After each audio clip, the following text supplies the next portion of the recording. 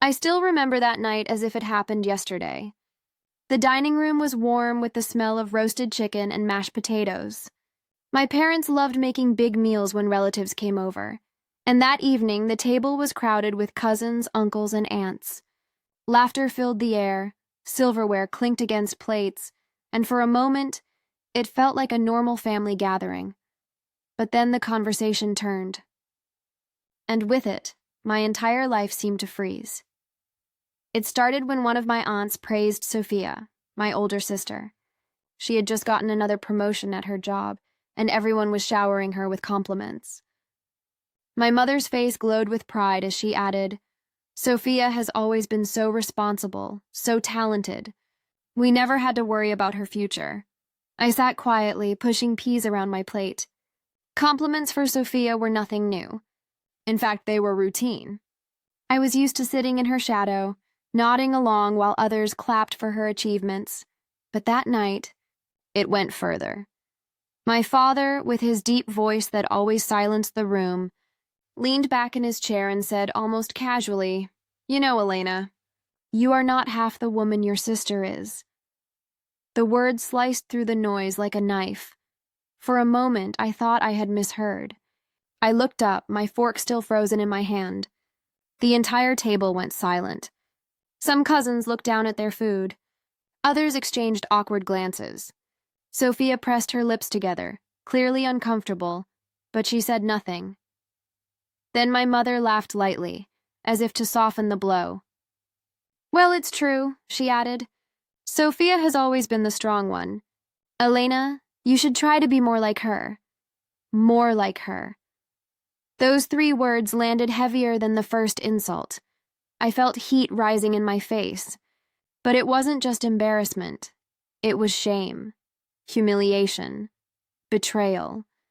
Because this wasn't the first time I had been compared to Sophia. It had been happening my entire life, in little ways and big ones. When we were children, Sophia's grades were displayed proudly on the fridge. Mine were ignored. When she joined clubs, our parents showed up at every event. My activities? They said they were too busy. And now, at that dinner table, in front of an entire audience, my parents had taken the final step. They had spoken their judgment out loud. They had told me, clearly and without hesitation, that in their eyes I would never measure up. I wanted to scream. I wanted to ask them how they could say such a thing to their own daughter. But the words caught in my throat, like they always did. Instead, I did the only thing I could think of. I pushed my chair back. The wooden legs scraped loudly against the floor, making everyone look at me. I forced a smile, though my hands were trembling. "Excuse me," I said quietly, my voice barely steady. "I'm not feeling very hungry." And then I walked out of the dining room. Behind me, I could hear the murmurs start up again. My mother sighed, muttering something about me being too sensitive. My father chuckled like he had just told a harmless joke.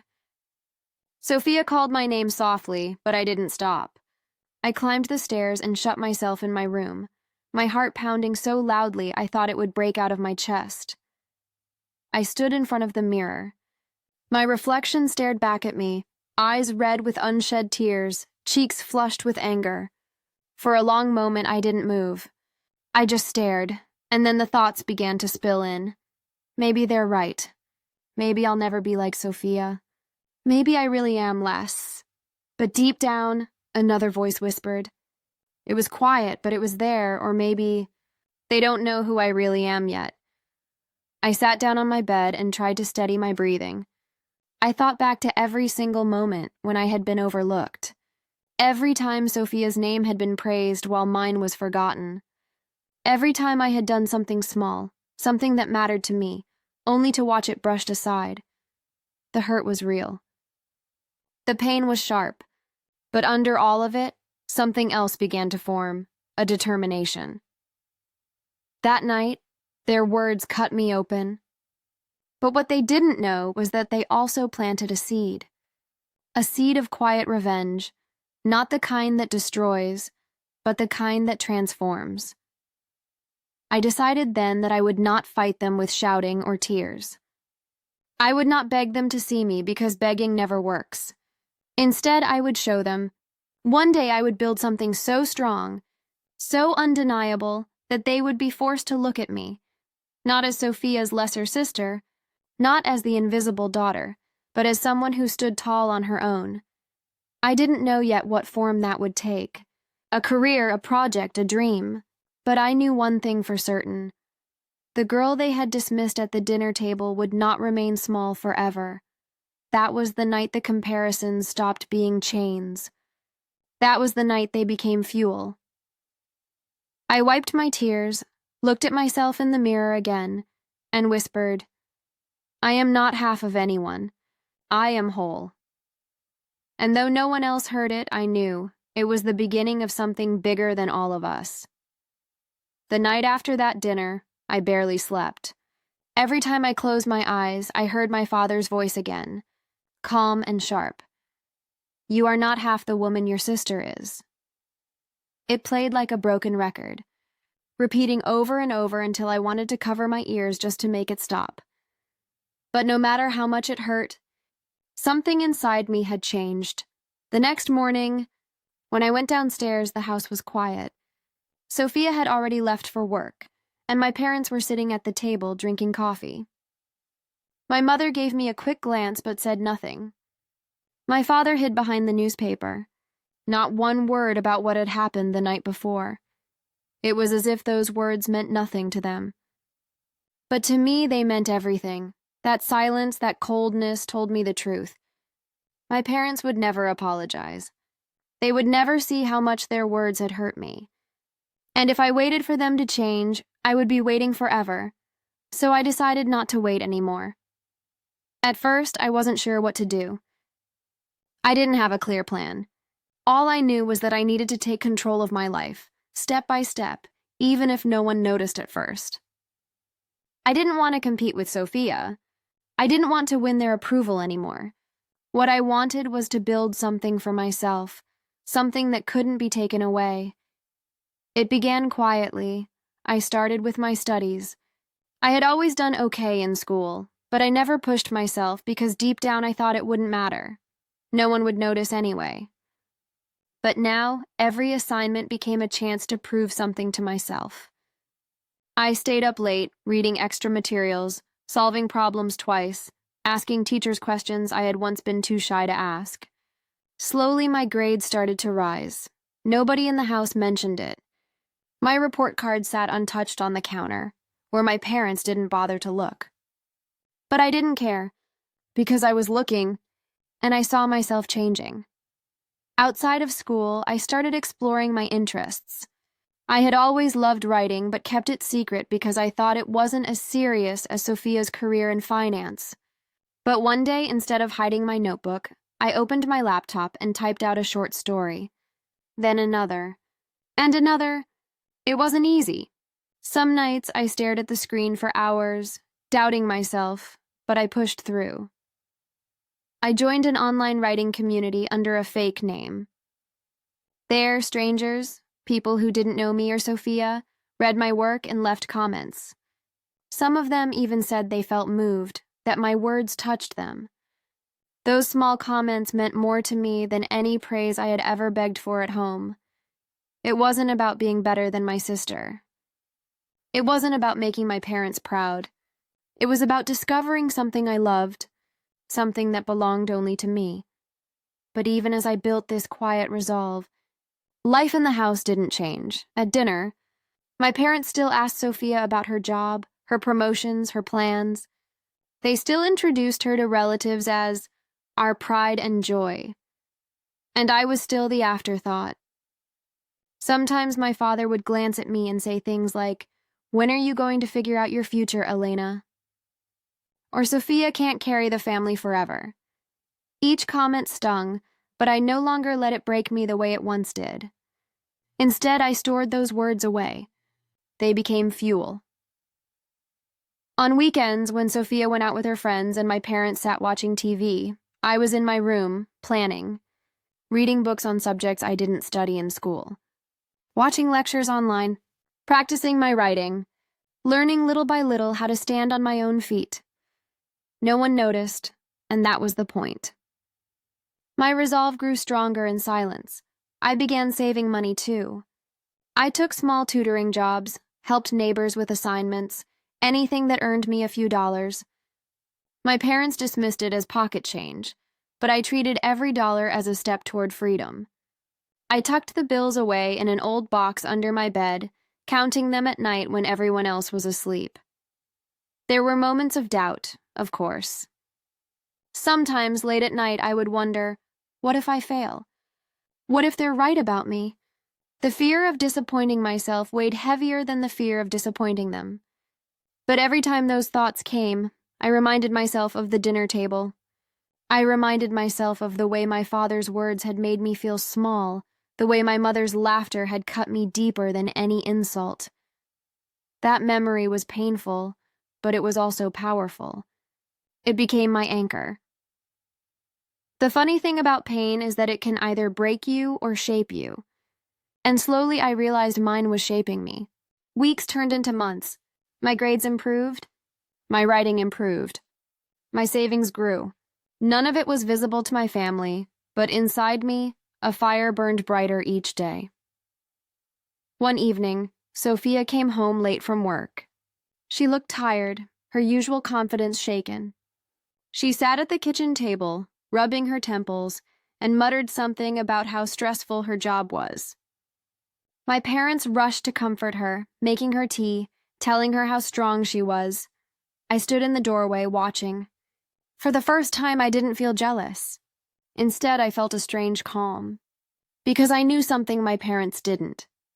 I knew that while Sophia carried their praise, I was carrying something stronger, my own resolve, my own growing strength. And that was the night I realized their approval wasn't my goal anymore. I didn't need to outshine Sophia in their eyes. I needed to outgrow the version of myself they had created, the silent, overlooked daughter. That realization became my secret. My quiet rebellion. Every insult, every dismissal, every comparison became another reason to keep going. I didn't fight back with words or arguments. I fought back with progress, step by step. Quietly, patiently, steadily. Because one day I knew they would see me differently. Not because I begged them to, but because the life I built would leave them no choice. That was my silent resolve, and it was only the beginning. Time passed, and the small steps I had taken in silence began to grow into something bigger. But growth never comes without struggle. By the time I was finishing high school, my parents were busy planning Sophia's future like it was a family project. They talked about her promotions, her career path, even the idea of buying her an apartment downtown so she could live closer to work. Every word, every plan reminded me that I was still invisible to them. When it came to me, the conversation was different. At dinner one night, my father looked at me and said, "College is expensive. Maybe you should think about something more realistic. Maybe a small job or a short course." I nodded quietly, but inside I felt the anger rising. It wasn't because he doubted me. I had grown used to that. What burned me was the difference. Sophia's dreams were always supported, no matter how costly or ambitious. Mine were dismissed before they even left my mouth, but I didn't argue. I never did. Instead, I let their words fuel me even more. After dinner, I went upstairs, opened my laptop, and began searching for scholarships. I read about programs that supported students with strong grades and determination. Some seemed impossible to get, but that didn't stop me.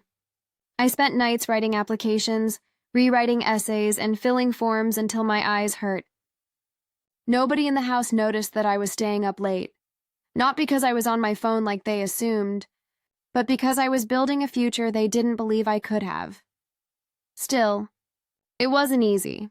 There were days when rejection letters arrived and I felt crushed. One after another, they said the same thing. "We regret to inform you." Each one was a heavy stone on my chest. For a moment, I wanted to give up, to accept what my parents thought about me. But then I reminded myself of something. If I gave up, I would be proving them right. and I refused to let that happen. So I kept going. I applied again and again, even when I doubted myself. Meanwhile, at home, things got harder. Sophia was celebrated more than ever. When she got a raise, my parents threw a small party, inviting neighbors and relatives.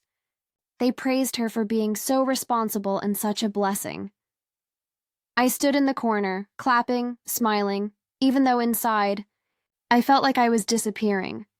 It was during that party, standing there unseen, that I made another decision. I wasn't going to live the rest of my life in the shadows. One evening, I received an email that would change everything. It was from a scholarship program I had applied to months earlier. I hesitated before opening it, afraid it would be another rejection. My hands were shaking as I clicked, but this one was different. It began with the words, "Congratulations. You have been selected?" I read the sentence again and again, my heart racing. I had done it. I had been chosen. The scholarship wasn't small. It covered full tuition at a respected university, with a chance to study subjects I loved. For a moment, I couldn't breathe. I had imagined this moment 1,000 times, but now that it was real, it felt almost impossible to believe. I wanted to run downstairs, to shout it to my parents, to see their faces light up with pride. For a second, that old desire for their approval returned. But then I stopped, because deep down I knew what would happen. They would either downplay it or compare it to Sophia, or worse, claim it wasn't as impressive as I thought. And I didn't want to give them that power. So instead, I kept it to myself. When my parents asked why I was smiling at dinner, I said, "Nothing. Just a good day at school." Inside, though, I carried the secret like a glowing flame. It was mine. Something they couldn't touch or belittle. Of course, hiding it wasn't easy. I had to prepare for moving out, for starting college, without them noticing too much. I told them bits and pieces, enough so they wouldn't be suspicious, but not enough for them to understand the full picture. During those months, I worked harder than ever. I wrote more essays, prepared for classes, saved money from tutoring, and planned my move. I wanted to make sure that when the time came, I would be ready. And yet, despite all this progress, doubt never fully disappeared. There were nights when I lay awake, wondering if I was strong enough to make it alone. What if I failed once I got there? What if all this effort led to nothing? But then I remembered that dinner table, my father's dismissive voice, my mother's laughter. And each time I did, the doubt turned into fire. The day I finally told them came closer than I expected. One evening, my mother casually asked, "So, Elena, what are you planning to do after high school?" Her tone was flat, like she was asking what I wanted for lunch. I looked at her and felt a wave of calm. For years, I had been afraid to answer that question. But now I was ready. "I got into a university," I said quietly, "on a full scholarship." For a second, there was silence. My father lowered his newspaper. My mother blinked. Sophia, sitting across the table, looked at me like I had just spoken another language. Then my father frowned. "A scholarship? Really? From where?" I told them the name of the program. My mother laughed nervously. "Are you sure it's real? Maybe it's one of those scams." "It's real," I said firmly. "I've been accepted. And I'm going." The room fell silent again. They didn't congratulate me. They didn't smile. Instead, they exchanged looks, as if my success was a problem rather than a reason to celebrate. And in that moment, I realized something important. I didn't need their approval at all. Their reaction didn't make my achievement smaller. It didn't take away the fact that I had earned something for myself, on my own. That night, I went to bed with a strange peace in my heart. For the first time, I didn't feel invisible. I didn't feel like half of anyone. I felt like myself. Elena, who had chosen her own path, no matter who believed in her. Leaving home was not just about moving to a new place. For me, it was leaving behind years of silence, hurt, and being unseen. But it wasn't easy. The day I packed my things, I realized how heavy memories can be. I remember standing in my room, folding clothes into a small suitcase, the same one I had used for school trips. My walls were bare now, the posters and drawings I had once pinned long taken down. The room felt less like mine already, and in some strange way, that gave me comfort. My parents didn't offer to help me pack. They barely asked questions.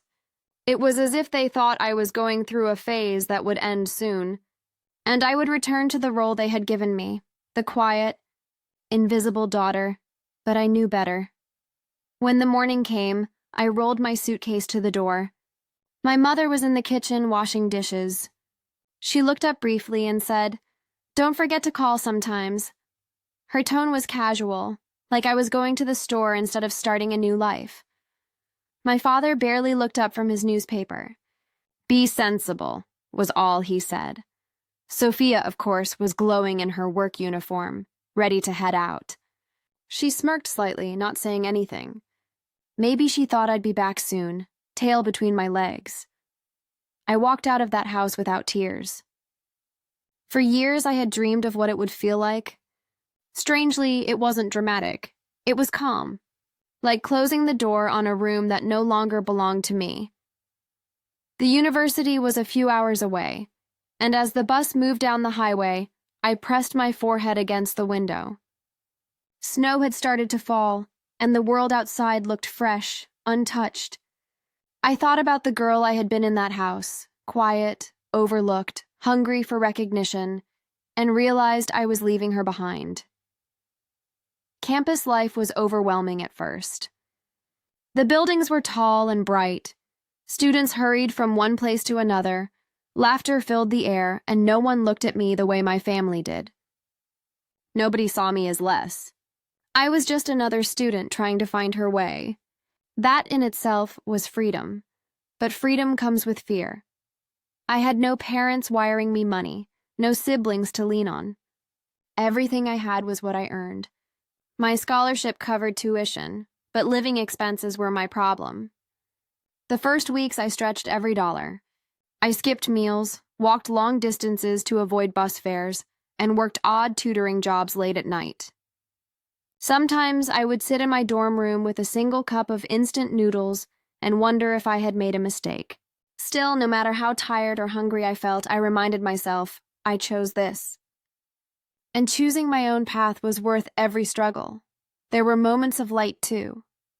Professors noticed my effort. One of them, Dr. Carter, pulled me aside after class and said, "You have a sharp mind, Elena. Don't waste it by doubting yourself." His words felt like water to a thirsty soul.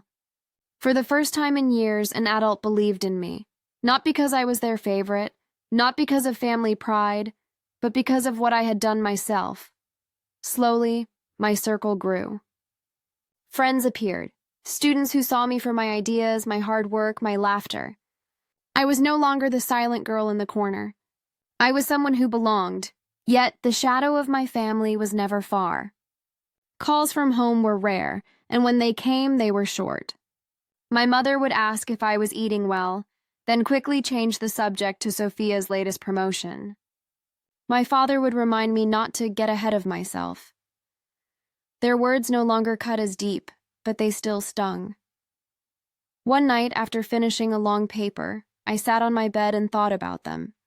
A part of me still longed for their pride, their recognition, but another part, the stronger one, whispered, "You don't need it anymore." The turning point came at the end of my first year. I had won a small award for an essay competition, and the university organized a ceremony. Standing on that stage, holding a certificate with my name on it, I felt something I had never felt before. Complete. The applause was loud, strangers cheering for me, professors smiling. And in that moment, I realized I didn't miss my family's applause. I didn't crave it. I had found something better, the ability to clap for myself. Still, a thought lingered in the back of my mind. What would happen when they finally saw who I had become? Would they still dismiss me? Would they regret the years they spent treating me as less? For now, though, I didn't need answers. I had made it this far, and I wasn't stopping. My life was no longer about waiting for someone else to notice me. It was about building a future that no one could take away. As I walked back to my dorm that night, the cold wind brushing my face, I whispered to myself, "You did it, Elena, and this is only the beginning." The second year of university was different from the first. I no longer felt like a lost girl clinging to survival. I had found my rhythm. Classes were still challenging, work was still exhausting, but there was a new strength in me. I had tasted independence, and I wanted more. Every morning I woke up earlier than most. I would study in the quiet library when the sun had barely risen, and at night I worked as a tutor for younger students. My schedule was heavy, but I didn't complain. Each hour of work meant a little more food on my plate, a little more security in my pocket, and slowly, things started to change. My professors kept noticing me. Dr. Carter recommended me for a research position, a small job that paid more than tutoring. For the first time, I wasn't just scraping by. I had enough to buy real meals, even treat myself to a warm coat for the winter. It may sound simple, but to me it felt like luxury. But more than money, it gave me pride. I was earning everything with my own hands. One afternoon, I walked across campus with a group of classmates.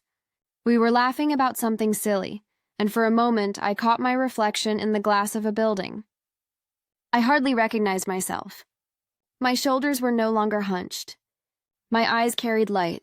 I looked like a woman who belonged in the world, not like the forgotten shadow I once was.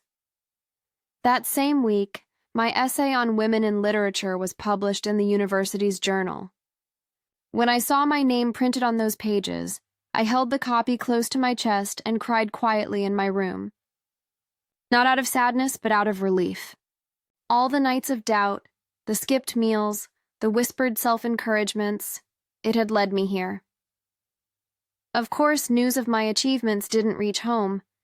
My family never asked in detail about my studies.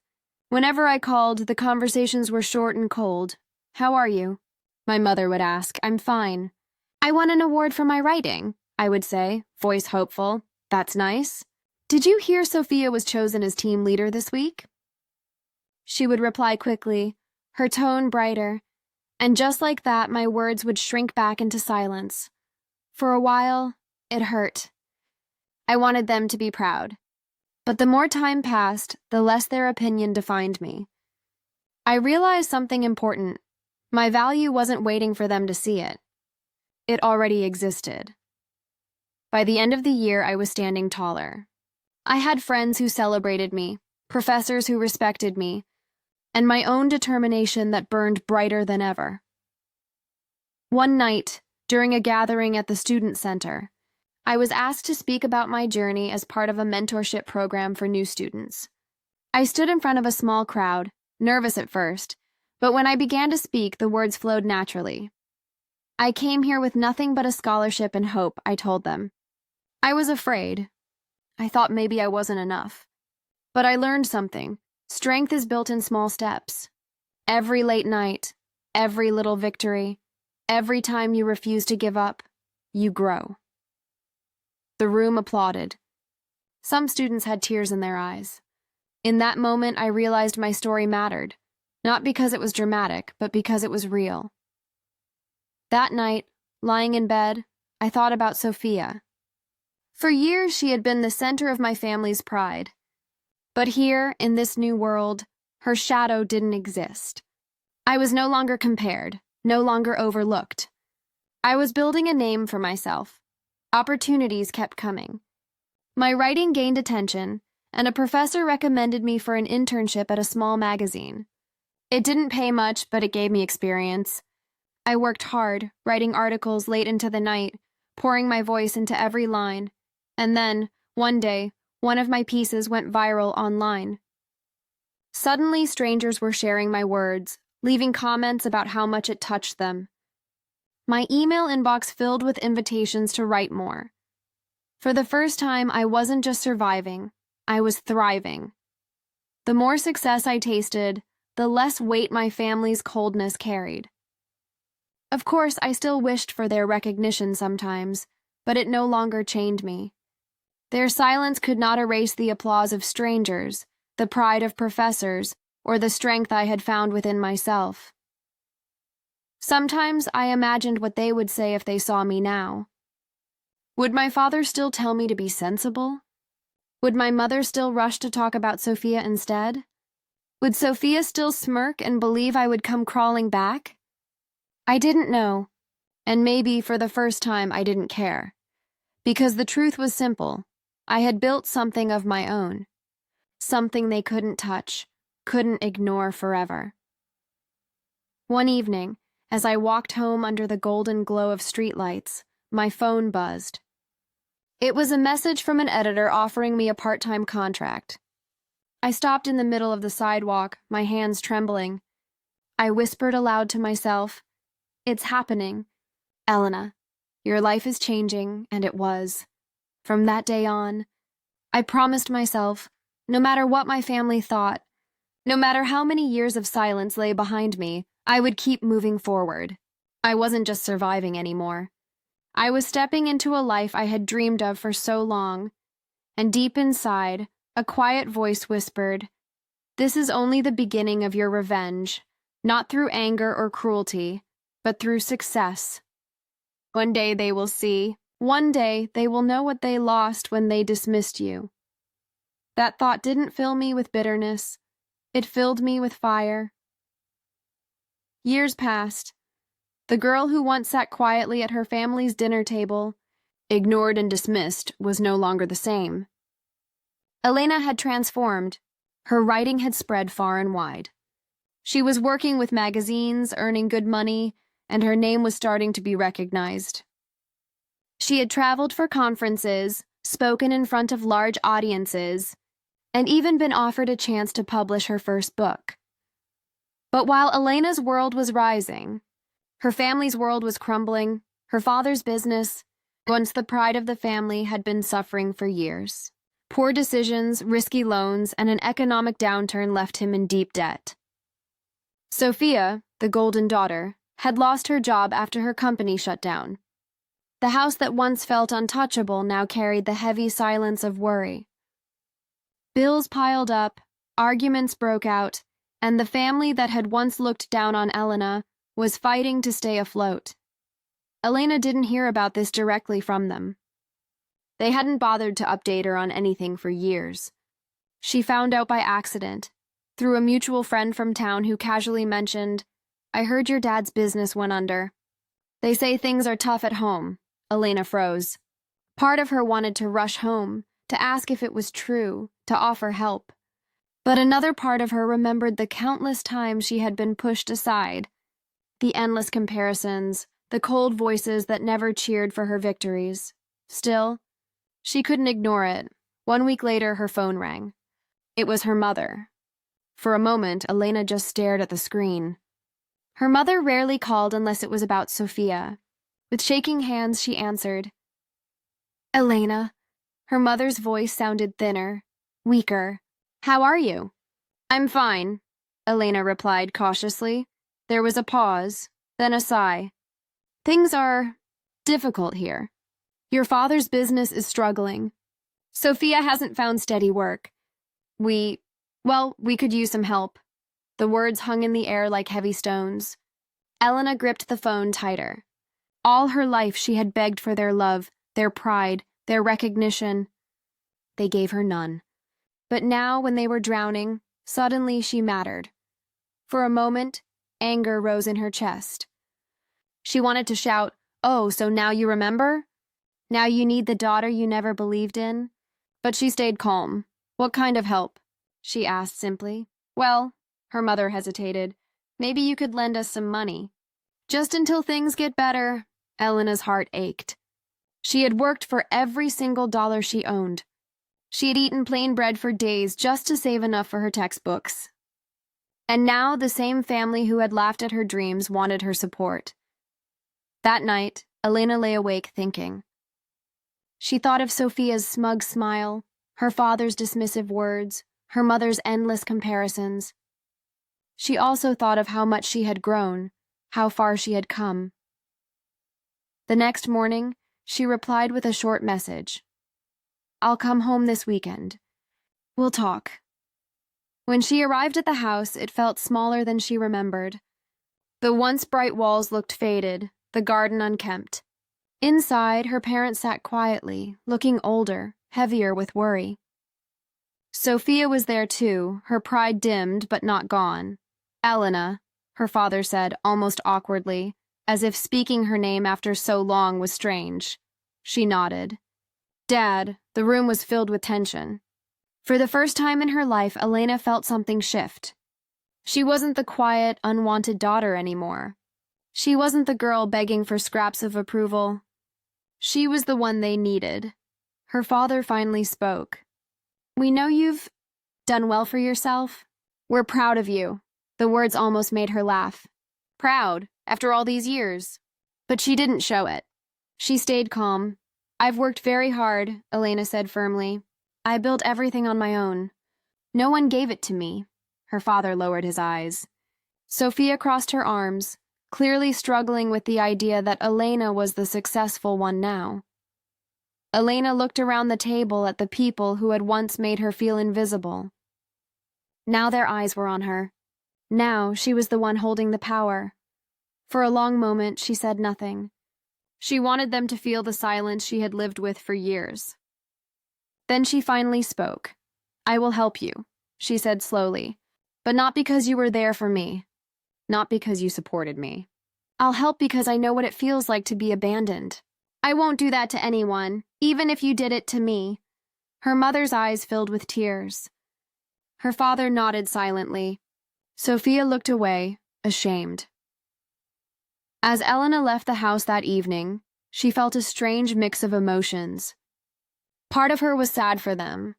Part of her was proud of herself. But above all, she felt free. For the first time in her life, she wasn't chasing their approval. She wasn't begging to be seen. She stood on her own, stronger than all their doubts combined, and deep inside, she knew the truth. Her success was the greatest revenge. Not loud, not cruel, but undeniable. When I left my parents' house that night, the air outside felt different. It was cool, sharp, almost cleansing. I walked slowly down the old street, the same one I had walked as a girl when I dreamed of escaping. Back then, I walked with my head down, wishing I was someone else, wishing I belonged. Now I walked with my head high. For the first time in my life, I wasn't weighed down by their words. I wasn't desperate for their approval. I didn't need it anymore. Growing up, I thought the only way I could be happy was if my family finally said, "We're proud of you." I thought their love was the prize I had to earn, that their recognition was proof I mattered. But sitting at that table, seeing their tired eyes look to me for help, I realized something important. Their pride didn't change who I was. I had already built my life. I had already proven myself to the world and, more importantly, to me. On the ride back to the city, I thought about Sophia. My sister had always been the shining star, the one who got everything I didn't. She had the love, the support, the attention. But now she looked smaller, almost fragile. Her pride had cracked. For years she had lived with the belief that she was untouchable, that she was the better one.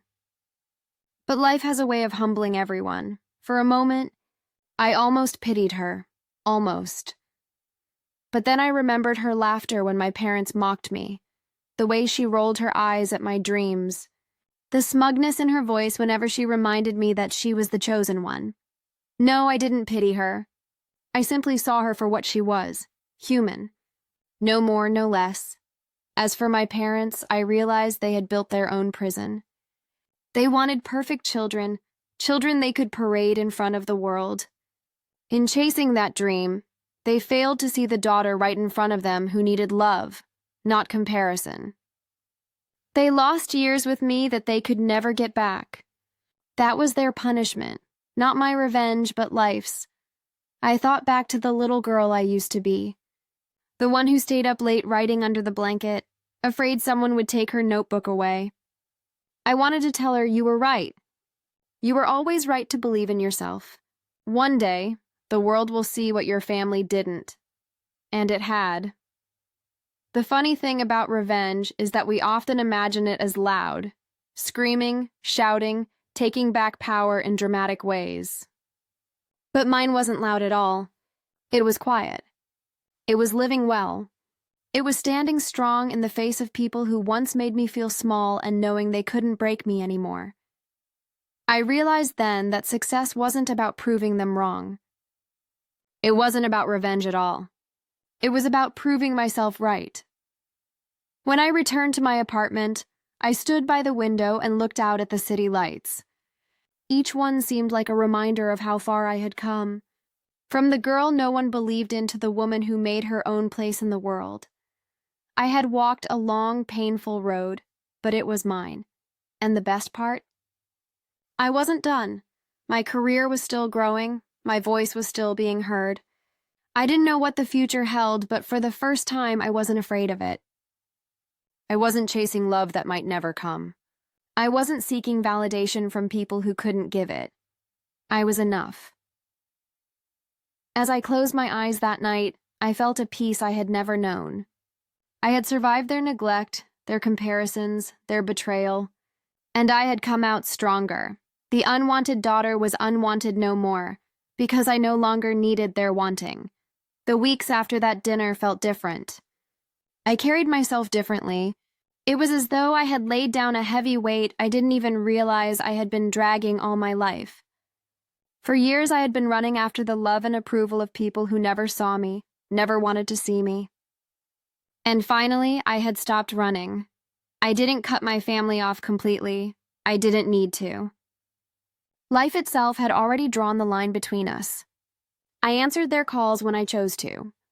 I spoke politely, but there was no warmth, no desperation in my tone anymore. I no longer begged for their acceptance. I no longer bent myself into someone I wasn't just to hear the words I always longed for. They noticed the change. My mother's voice softened in every call. My father tried to sound proud in small ways, slipping in awkward compliments that felt years too late. Sophia stayed quiet. Her arrogance had been broken, but she didn't know how to face me without it, and I didn't press them. I didn't need to. The truth was I had forgiven myself, not them.